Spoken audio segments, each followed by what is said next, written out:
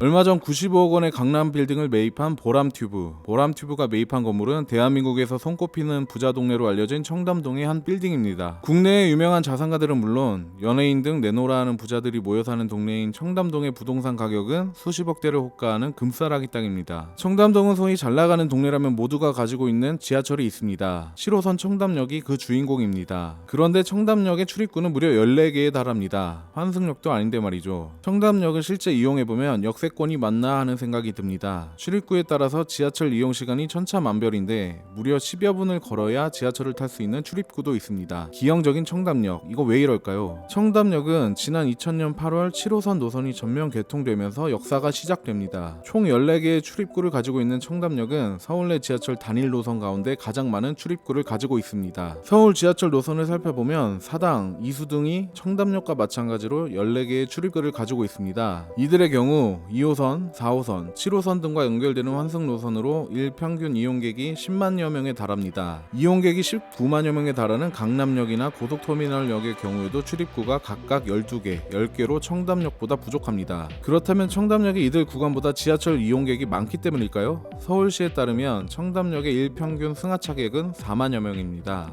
2000년 개통 당시 2만 9천 명이던 것과 비교하면 늘어났지만 2014년 5만 1000명을 마지막으로 평균 이용객은 매년 꾸준하게 감소하고 있습니다. 이는 분당선과 9호선 등이 연장 개통되면서 각각 압구정 로데오, 삼성중앙역 등으로 수요가 분산되면서 이용객이 줄어들었기 때문입니다. 이리저리 따져봐도 출입구 14개가 설명되지 않습니다. 그런데 지도를 가만히 살펴보면 이상한 것이 하나 있습니다. 흔히 지하철역은 사거리 바로 밑에 위치해 있습니다. 인근의 노년역, 강남구청역 사거리가 대표적입니다. 그런데 청담역은 청담공원역 사거리와 경기 고교 앞 사거리 중간에 걸쳐 있습니다. 대합실의 길이가 무려 655m에 달합니다. 단일 역사 가운데 가장 긴 거리입니다. 화장실이라도 이용하게 되면 가장 멀리 떨어진 출입구에서는 무려 430m를 가야 사용할 수 있습니다. 물론 대합실이 이렇게 긴 경우가 아주 없는 것은 아닙니다. 철도 구조 엔지니어들에 따르면 지형 등에 따라서 또는 환승 노선이 많은 경우에는 대합실을 길게 설계하는 경우도 있습니다. 근데 전문가들의 시선에도 청담역의 구조는 매우 기이하다는 의견이 많습니다. 눈치가 빠른 분들이라면 슬며시 머리를 스쳐가는 생각이 있을 겁니다.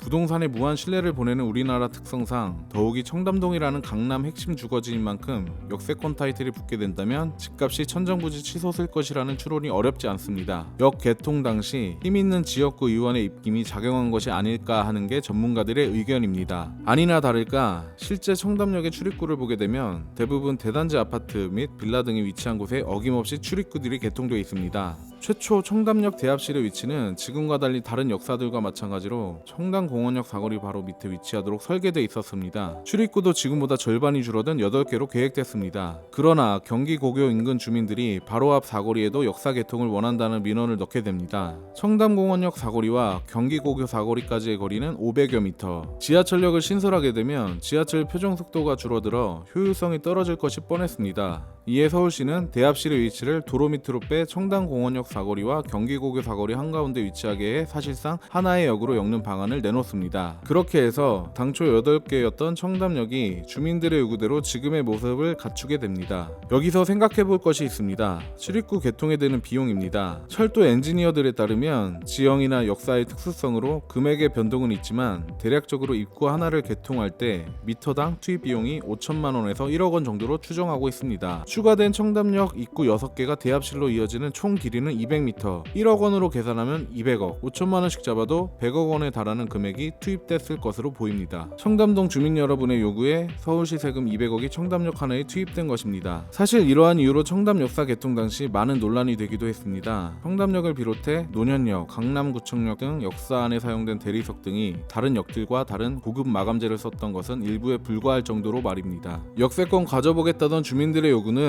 더 큰 불편만 초래할 것으로 보입니다. 청담동은 또 하나의 역 개통을 앞두고 있는데 미래 신사선 청담역이 그 주인공입니다. 현재 여기 들어설 예정인 곳은 경기 고교 사거리가 위치한 영동대로 밑입니다. 이 경우 7호선 환승까지 약 500m를 걸어가야 할 것으로 예상돼 사실상 단일 노선이나 다름없는 막장 환승역이 될 가능성이 커지고 있습니다. 출퇴근 지옥 속에서도 지하철은 여전히 서민들의 발이 되는 교통수단입니다. 대부분이 고급 수입차를 타고 출퇴근하는 강남 부자들의 집값 올리기 위한 수단이 아닙니다.